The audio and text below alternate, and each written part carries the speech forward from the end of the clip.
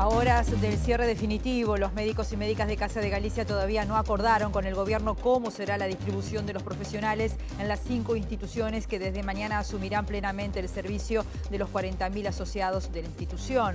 Fundada en febrero de 1917 en paralelo a la revolución bolchevique en Rusia durante la década de 1940, llegó a ser la sede del gobierno gallego en el exilio durante la dictadura de Francisco Franco. Hoy desde España lamentan la clausura de la que era la última gran institución para gallegos en el exterior, poniendo fin a un ciclo que también preocupa a vecinos y comerciantes de Sayago por el impacto negativo que va a provocar en la zona.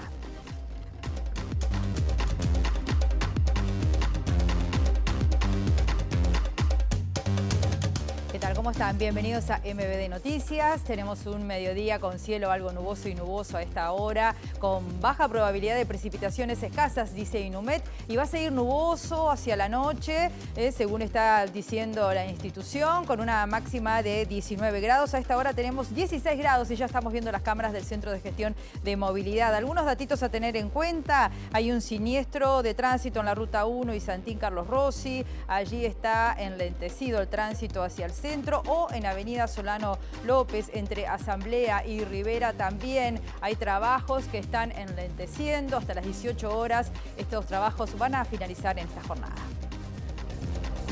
Momento de compartir los principales titulares.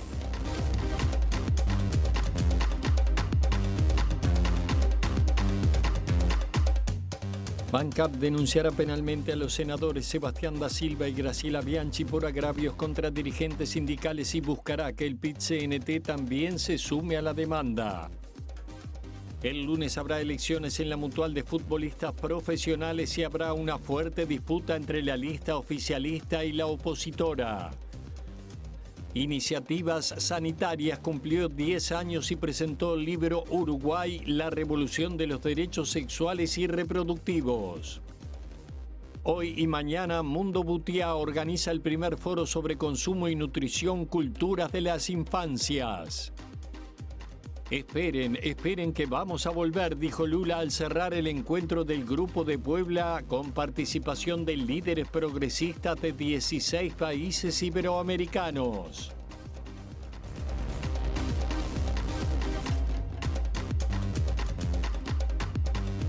Iniciamos la recorrida por los móviles. Es el caso de Luca Veloz. Buen mediodía, Luca. ¿Cómo estás? ¿Dónde estás? Contanos. Buen mediodía, Rosina. Estamos en la Junta Departamental de Montevideo porque se retomó la negociación por el préstamo BID. En abril vence el plazo de la prórroga que la Junta tiene que votar para, efectivizar este préstamo de 70 millones de dólares para saneamiento y limpieza, con el agregado que la comuna capitalina va a aportar también. Volvemos cuando tú lo dispongas, Luca. El otro móvil está a cargo de Mauricio Pérez. Buen mediodía para ti, Mauricio. Bienvenido, adelante. Buen mediodía, Rosina. Nosotros nos encontramos en las adyacencias del Liceo 32. Vamos a estar hablando sobre la situación de los intérpretes de lengua de señas en los liceos públicos y también el recorte de horas en la UTU. Para esto vamos a conversar con Julián Mazzoni, representante docente del CODICEN. Muchas gracias, Mauricio. Entre tanto, les contamos que FANCAP va a denunciar penalmente a los senadores Sebastián da Silva y Graciela Bianchi por agravios contra dirigentes sindicales y va a buscar que se sume también el PIT-CNT en su conjunto. El presidente de FANCAP, Gerardo Rodríguez, decidió denunciar a da Silva y Bianchi por el delito de difamación e injurias a raíz de los permanentes agravios hacia su persona. La posibilidad de denunciar a ambos legisladores fue manejada antes del referéndum contra 135 artículos de la Ley de Urgente Consideración. En una carta pública, Rodríguez afirmó que él y su familia padecen el ataque permanente, la persecución y los agravios de ambos legisladores y reclamó la intervención del presidente Luis Lacalle Pou para cesar estas agresiones. Asimismo, FANCAP planteará al secretariado presentar una denuncia ante la Comisión Interamericana de Derechos Humanos y la OIT, en este caso por supuesta acción persecutoria de parte de referentes del oficialismo contra sindicalistas de FANCAP, que incluyó la difusión de sus sueldos en redes sociales.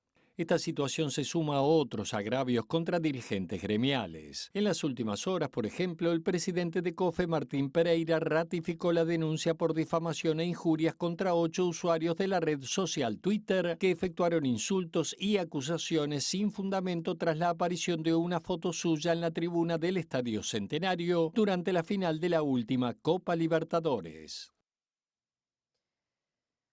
Volvemos a Mauricio Pérez para ampliar la información que nos prometía. Adelante, Mauricio. Así es, Rosina, como decíamos, estamos con Julián Mazzoni, representante docente del CODICEN, uno de los representantes docentes del CODICEN que está recorriendo distintos liceos públicos con algunos temas que generan preocupación, particularmente referido a los liceos públicos con la situación de los intérpretes de lengua de señas. Mazzoni, le agradecemos estos minutos con MBD Noticias. ¿Y cuál es la situación que se está generando con los intérpretes? ¿Qué cursos se están afectando? ¿Cuántos estudiantes? Bueno, en los liceos exclusivos que tienen grupos exclusivos para sordos, como es el 32, en el que recién estuvimos, son un completo, digamos, ciclo básico, primero, segundo y tercero, con grupos de aproximadamente 22 alumnos. Y el problema que hay es que se ha encarado de una manera diferente el trabajo que hacen los intérpretes de lengua de señas, generando algunas dificultades. Por ejemplo, antes había un intérprete institucional que, además de estar en el salón trabajando con los docentes, había uno que estaba en la institución cuando algún alumno tenía que hablar con el adscripto o con la dirección, o tenía algún problema, porque a veces ni los directores ni los adscriptos manejan la lengua de señas, entonces tienen que ser atendidos por ese intérprete institucional que ya no está. En este momento, si pasa algo de eso, se tiene que retirar del salón el intérprete y quedan los estudiantes que estén en el salón sin el intérprete. Desde CODICEN se había hablado de que este tema se solucionaría en breve, la situación del faltante. ¿No ha sucedido así? Bueno, estamos trabajando en eso. Nosotros pensamos que hay además otro problema. Por lo tanto, estamos recorriendo las instituciones que trabajan en este asunto. Estuvimos en el IABA, estuvimos en el Liceo 75, hay diferentes experiencias, pero en todos los casos nos han señalado la necesidad de que los intérpretes participen en la coordinación con los docentes que se les retiró últimamente. Entonces, son problemas importantes que afectan a un sector importante de los estudiantes en ese proceso de integración que el país viene realizando con dificultades, pero con avances importantes. Bueno, vamos a tratar de aportar desde nuestro punto de vista para que se estabilice la situación de los intérpretes de lengua de señas, consultándolo a ellos, consultando a los directores de las instituciones y por supuesto que encontrando una solución que respete la normativa. Queremos un concurso para la estabilidad de estos sectores tan importantes de la educación pública. Y con relación a los recortes de UTU, el cierre de algunos grupos, por ejemplo en la escuela marítima, ¿se ha logrado solución? ¿Hay preocupación desde la representación docente? Sí, claro que hay preocupación. En realidad hemos hablado con el director general de UTU, nos ha informado que él considera que hay que plantear 3 situaciones. Primero, que haya alumnos. Segundo, que se cuente con los docentes suficientes. Y tercero, que la infraestructura permita la incorporación. Yo creo que están dadas las 3 condiciones como para que en la escuela marítima y en otras escuelas que tienen grupos anotados en lista de espera, digamos, se puedan ir solucionando, porque nosotros entendemos que las 3 condiciones que el director general de UTU plantea se están dando y que esperemos que los que estén en lista de espera puedan acceder a los cursos. Lo que preocupa es que el tiempo va pasando y que todavía no se han podido resolver esas situaciones. Esto tiene que ver claramente con los recortes presupuestales que nosotros venimos señalando que existen en la educación pública de volúmenes muy importantes. En estos momentos la administración tiene que preparar la rendición de cuentas. Nosotros vamos a participar por primera vez porque asumimos hace poco más de un mes y y bueno, esperemos que podamos obtener logros ahí. El presidente del CODICEN ha señalado que es el momento de obtener una mejora salarial para los docentes. Nosotros encantados de que así sea, pero también hay que resolver otro tipo de problemas, de infraestructura, edilicio y de presencia, de bajar el número de estudiantes que atiende cada docente. Julián Mazzoni, representante docente en el CODICEN, gracias por estos minutos con MBD Noticias. Rosina, volvemos con ustedes. Muchas gracias, Mauricio. Ahora sí vamos a ingresar en uno de los temas sin duda del día, porque el cierre de Casa de Galicia está marcando el final de una época que trasciende la realidad uruguaya. El tema está en varios diarios de España. Por ejemplo, La Voz de Galicia titula hoy que la Casa de Galicia de Montevideo deja de existir oficialmente hoy y con ella la última de las 3 grandes entidades gallegas emigrantes que quedaban en el mundo. La nota de La Voz de Galicia destaca varios aspectos de este centro de atención que llegó a tener 105.000 socios, la mayoría de ellos descendientes de gallegos y que se fundó en febrero de 1917 casi en paralelo a la revolución bolchevique en Rusia. La nota aporta como dato de la importancia que tuvo esta institución para Galicia el hecho de que en 1944, con el franquismo instalado en España, la comunidad gallega decidió conformar un gobierno en el exilio.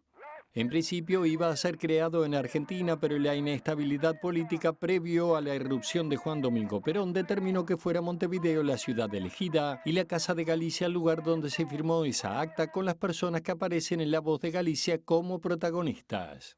Ese gobierno terminaría con el tiempo instalándose en su propio territorio conocido como la Junta de Galicia, cuyas autoridades apoyaron política y económicamente a la que fuera sede de su fundación. Pero a partir de los años 2000 eso cambió y de hecho ante este cierre no se ha escuchado sus opiniones a pesar de que los usuarios buscaron comprometerlos con el tema. El cierre de Casa de Galicia también significa la desaparición de la última gran institución inmigrante gallega en el exterior. El año pasado un artículo llamaba a salvar este centro teniendo en cuenta que ya perdimos la primera, el Centro Gallego de La Habana, y recientemente la segunda, el Centro Gallego de Buenos Aires, ocurrido en 2016 durante el gobierno de Mauricio Macri. Y todo el entorno de Casa de Galicia está sufriendo las consecuencias del cierre de la centenaria institución. Es el caso de comerciantes y vecinos como Juan Estraneo, que es además socio desde hace más de medio siglo. Aparte de mi señora, tengo a mi hija que hace 11 años, 12, que está también ahí en el 5º piso. Mi nieto está en cocina. O sea, mi familia toda muy triste, muy amargada, no solamente por el problema de quedar sin trabajo, sino el problema de las amistades, la gran unión que había entre los funcionarios, la gran unión que había, el compañerismo. Es una incertidumbre para nosotros y para la gente que trabaja acá. Hasta el día de hoy hay gente que no sabe ni para dónde va hasta el día de hoy y nosotros tampoco no sabemos cómo esto va a seguir. Entonces esto es un día a día y bueno, nos iremos acomodando. Nosotros estamos trabajando con un 70% de gente de Casa Galicia, funcionarios, socios, que ya no van a estar más. Entonces nos sentimos tocados nosotros como parada de taxi, la panadería como tú dijiste, los demás negocios, o sea que esto hoy por hoy es un caos. El contacto diario con el público no sabemos qué va a pasar. Y con respecto con la institución también, ¿ustedes tenían relación comercial? Sí, tenemos relación comercial en la cual no tenemos novedad ninguna de qué va a pasar tampoco. Entre tanto, esta mañana aquí en Ciudad Viva, Pilar Teijeiro y José María Caraballo conversaron con 2 socias que contaron lo que sienten en este momento tan especial. Karina Gómez, socia de Casa de Galicia desde hace 25 años de padres gallegos, y Sandra Montes, cuyos padres fueron funcionarios de la Mutualista, estuvieron esta mañana en Ciudad Viva contando lo que implica este cierre para sus socios y socias. Casa de Galicia siempre es el símbolo de la migración gallega en Uruguay, porque ahí se curaron, nacieron y también murieron miles de emigrantes y sus descendientes. Y bueno, para acá me imagino, como hija de gallego que soy, cada gallego que llegaba a Uruguay lo primero que hacía era afiliarse a Casa Galicia, porque esa casa a la que ellos llamaban era un pedacito de su provincia o de su aldea en Uruguay. Nosotros fuimos perdiendo familias ahí y fuimos haciendo vínculos ahí y nos tenemos que rehacer fuera de ahí. Es una nueva etapa. Y hoy, en su último día, funcionarios y funcionarias se van a concentrar desde las 6 de la tarde allí frente al Sanatorio Central en Millán y Rafo, junto con los asociados. Los 37.000 afiliados por FONASA de esta mutualista fueron derivados por el Ministerio de Salud Pública hacia otras 5 mutualistas. Sus trabajadores médicos y no médicos esperan ser redistribuidos en otras instituciones luego de firmar un acuerdo al respecto. Y por su parte, las y los médicos de la mutualista se van a reunir hoy a las 4 de la tarde en el Ministerio de Trabajo para justamente definir su futuro laboral. Y esta mañana pudimos conversar con 2 de estos profesionales. Por ejemplo, Giovanna Moreno, que es una médica de Casa de Galicia desde el año 2013, dijo que siente un dolor profundo, entre otras cosas porque no pudo despedirse de todos sus pacientes y no sabe cómo van a seguir siendo atendidos. Se siente mucho. Yo ayer tuve mi última policlínica en la institución, tuve muchas palabras de agradecimiento infinitas. Muchos no nos pudimos despedir, porque a muchos el día martes nos arrebataron los pacientes, sin saber a dónde fue cada uno de los pacientes que estaba internado. Por ejemplo, eso fue una situación que nos devastó, porque no son mercadería, porque para nosotros no son mercadería. Por su parte, el doctor Mario Lorenz, que se desempeñó durante 35 años como internista allí en Casa de Galicia, dijo que con el cierre de esta institución se destruye una comunidad y se provoca un daño muy grande. El daño que se provoca es grande, sí, cualitativo, como decía, tanto en los socios, que se atienden, que están permanentemente preguntándonos a dónde vamos, porque quieren seguir a su médico. Hay una destrucción de una comunidad, una desintegración. Y eso en las personas se pierde lo que es la relación médico-paciente, que las personas están permanentemente preguntándonos a dónde vamos a ir para seguirnos, y eso no se ha tomado en cuenta, no se ha tomado en cuenta lo que piensan las personas. Y a nivel de los funcionarios, tanto médicos como no médicos, pasa lo mismo. Muchos somos socios. En mi caso, el duelo es doble porque soy socio de la institución de toda la vida, además de trabajar tantos años. Antes de ayer, un paciente, 92 años, vino al Uruguay con 20 años, es socio desde el año 50. Me decía, antes del Mundial de Maracaná ya estaba de socio. Ha tenido múltiples, está operado incluso del corazón, está muy bien. Una persona que viene sola al consultorio. Y me decía toda esta historia, lo que era Casa de Galicia. Bueno, volvemos ahora al móvil con Luca Veloz. Adelante, Luca.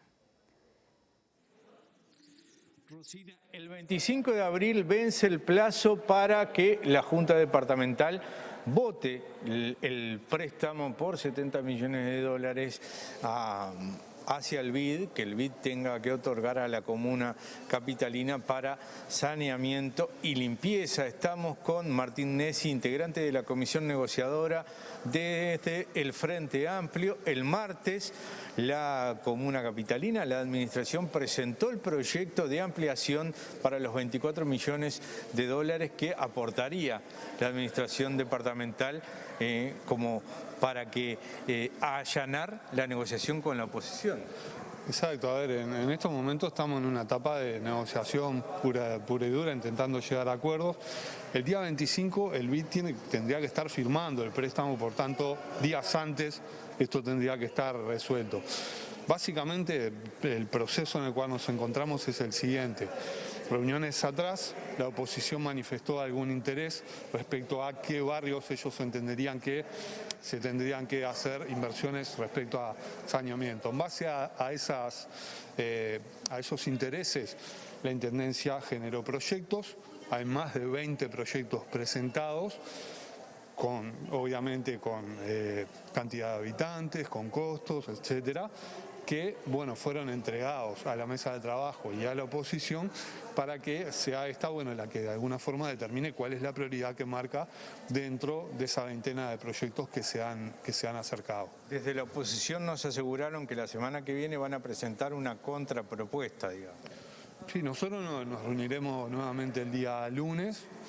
Obviamente nuestro interés es cuanto antes poder estar concretando acuerdos, poder estar llegando a definiciones concretas, porque es esto que comentaba, el 25 el BID tiene que estar firmando, pero eso tiene días de proceso administrativo incluso que cumplir. Tenemos semana de turismo también en el medio y creemos también que la Intendencia ha sido generosa en contemplar todas las solicitudes que se han hecho. Como vuelvo a decir, se presentaron más de 20 proyectos que son dentro de eso los cuales Estos son sobre los barrios que no estaban en el préstamo original o en el proyecto de préstamo original. Algunos estaban, pero son barrios que en realidad fueron propuestas que fueron surgiendo en este tramo de negociación. Así que está todo dado para que la semana que viene se pueda avanzar. Entienden ustedes que se demostró voluntad y tendrían que tener allí 3 votos, precisan. Sí, nosotros esperamos poder avanzar. Si no es la semana que viene, bueno, por lo menos ir avanzando en acuerdos claros y concretos que nos permitan que el día 25 esto se esté firmando. Muchísimas gracias a Martín Nessi, el coordinador de la bancada del Frente Amplio en esta mesa de negociación. Y bueno, nos vamos a quedar, Rosina, aquí en la Junta consultando también a la oposición. Muchas gracias, Luca. Vamos con otras noticias. El lunes habrá elecciones en la Mutual de futbolistas profesionales y hay una fuerte disputa entre la lista oficialista que busca la reelección, encabezada por Diego Scotti, y la opositora dirigida por Andrés González. Las diferencias son tan importantes que incluso derivaron en acciones judiciales. Por un lado, una denuncia penal y por otro, un recurso de amparo. Este último fue presentado por la lista opositora que impugna el cambio de lugar de votación de los futbolistas decidido por la actual directiva. Hoy a las 17 horas habrá una audiencia por este recurso en el juzgado civil de 14º turno, a la que fueron citados a declarar el presidente de la Mutual, Diego Scotti, y los dirigentes Michel Duarte, Robert Flores, Juan Alves y Sebastián Fernández. Una asamblea general de la gremial prevista para hoy aplazó su hora de inicio por la audiencia de este recurso de amparo.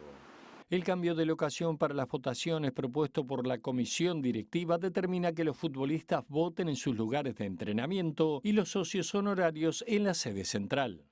Además, hay una denuncia penal anterior que se está tramitando en Fiscalía, en la que un futbolista del Club La Luz señala presuntas amenazas del director técnico de esa institución. El objetivo sería que se baje de la lista opositora a la directiva de la Mutual, porque de lo contrario el club y él sufrirían consecuencias. Esta denuncia será ampliada con más elementos, dijeron fuentes judiciales a MBD Noticias. Momento de hacer la pausa, nos vamos como siempre con las cámaras del Centro de Gestión de Movilidad de la Intendencia de Montevideo, pero volvemos enseguida.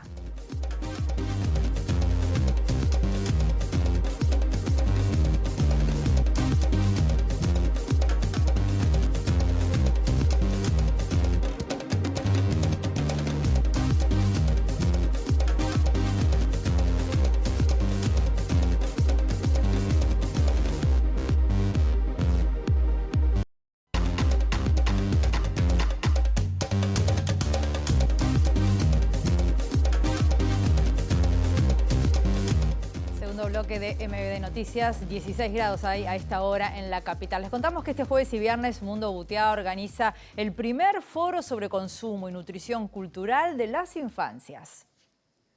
Intentamos generar productos de calidad que ayuden de alguna manera a crear una identidad local, a que nuestras niñas, nuestros niños crezcan con una sensibilidad más acorde a lo que somos y no siempre a veces lo que el mercado les acerca, que no tiene nada que ver. Te diría que a nivel educativo es casi nulo. En este contexto se resalta la necesidad de que los niños y niñas produzcan cultura para nutrirse de ella y usen la tecnología para crear y no solo para consumir. ¿Cuándo el poder político va a asumir este tema como un problema? ¿Cuándo las autoridades educativas, que además, hasta donde tengo entendido, con los nuevos programas hay recorte de las horas de arte, ¿sí? De todo lo expresivo, con un énfasis en la matemática y en el lenguaje, pero no nos podemos olvidar que la creatividad es central y los lenguajes artísticos nos permiten construir un mundo nuevo y poder resolver problemas que no conocemos. El panorama no pinta bien, ¿tá? Porque realmente ni siquiera hay espacios adecuados para el desarrollo artístico en los centros educativos, ¿no? Siempre es un plus o molestás porque haces ruido o no hay donde pintar. Este viernes y sábado se realizará el primer foro sobre consumo y nutrición cultural de las infancias en el Uruguay, en el Complejo Cultural Politeama, en Canelones.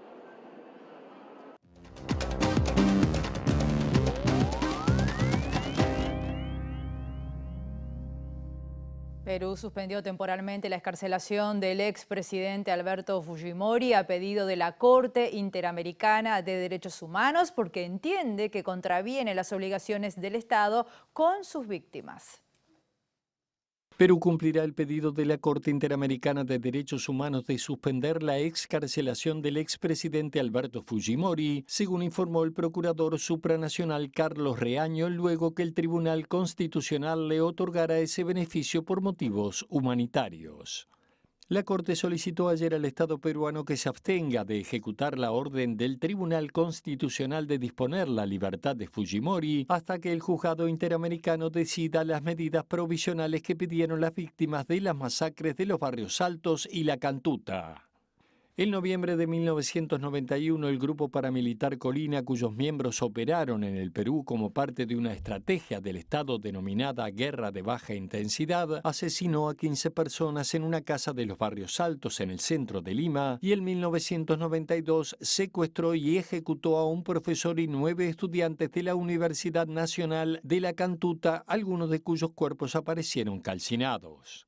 La sentencia que declaró culpable al exmandatario en 2009 fue producto de un largo proceso en el sistema de justicia interamericano, al que acudieron las víctimas de las dos masacres ante la imposibilidad de que el Estado peruano investigara y sancionara a los responsables, que habían sido amnistiados por el propio Fujimori. Simpatizantes del expresidente llegaron al penal Barbadillo de Ate para exigir su liberación tras la resolución del Tribunal Constitucional que restablece el indulto humanitario, donde los manifestantes bloquearon la autopista y se enfrentaron a la guardia policial que custodia el centro penitenciario.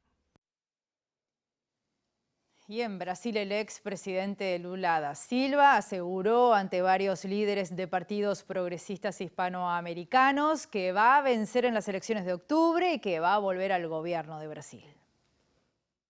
Lula da Silva fue el responsable de clausurar el encuentro Democracia e Igualdad del Grupo de Puebla que tuvo lugar martes y miércoles en Río de Janeiro ante emblemáticos dirigentes de partidos progresistas de 16 países iberoamericanos y donde hizo un recuento de los éxitos de su política exterior, principalmente de sus esfuerzos en favor de la integración latinoamericana, que era el tema de la conferencia. Pese a que anunció que no hablaría de temas electorales, Lula se refirió varias veces a la posibilidad de volver al poder y lanzó duros ataques al actual presidente Jair Bolsonaro, su más seguro rival en las elecciones de octubre. Obama dijo nosotros podemos, Dilma dijo nosotros queremos y yo voy a decir nosotros venceremos. Por eso les digo, esperen, esperen que vamos a volver, dijo el exmandatario ovacionado por cerca de 6.000 asistentes al anfiteatro de la Universidad del Estado de Río de Janeiro. Lula enfatizó que Brasil es el tercer mayor productor de alimentos y no es posible tener que ver brasileños disputándose los huesos. Por eso instó a sus compatriotas a mostrar su indignación con un presidente que trabaja poco y tan solo se dedica a provocar, en referencia a Jair Bolsonaro.